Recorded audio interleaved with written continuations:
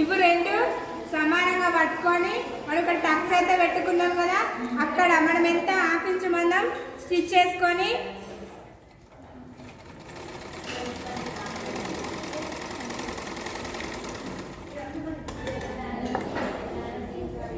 ఇగో ఇట్లా తేలగొట్టాలి. ఓకేనా? కుట్టు కనబడుతుందా అందరికి? మీరు ఇక్కడ నుంచి ఇక్కడ మధ్య పడతారు, మళ్ళీ మిడిల్ పాయింట్కి వచ్చే వరకు ఇక్కడ పెద్దగా వస్తుంది, మళ్ళీ ఇక్కడికి వచ్చే వరకు యూ షేప్ వస్తుంది. అట్లా రావద్దు. ఎక్కడైనా మనం ఎంత పడతామో పైకి కుట్టు వచ్చేటప్పుడు కుట్టు అనేది తగ్గుకుంటూ రావాలి. అప్పుడే బ్లౌజ్కి అనేది నీట్గా ఉంటుంది, చూడడానికి ఫిట్టింగ్ కూడా కరెక్ట్ సెట్ అవుతుంది.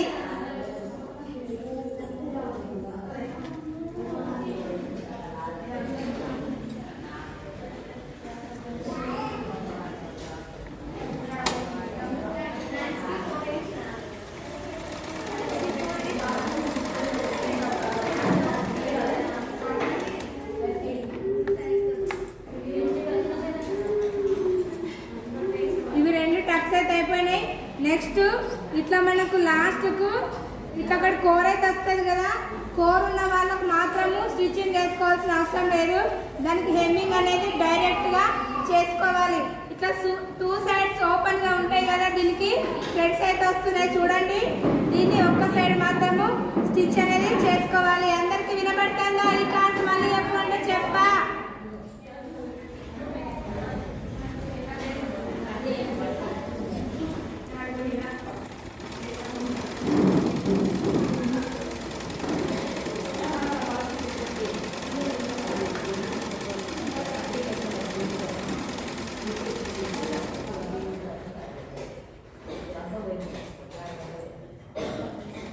కుట్టేటప్పుడు క్లాత్ కూడా స్ట్రైట్గానే కుట్టండి.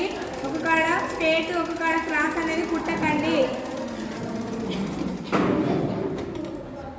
ఇట్లా అయిపోయిందా? ఇది ఇట్లా మనం ఒక సైడ్ ఎందుకు కుట్టుకున్నాం, ఇది హెమ్మింగ్ అనేది పోతుంది. ఇట్లా కుట్టుకున్నామంటే ఇది పంపకానికి పోతుందని అర్థం. సైలెన్స్.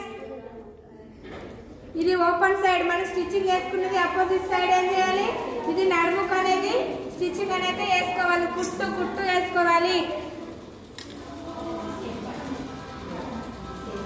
షేప్ పట్టి కాదు, నడుము పట్టి.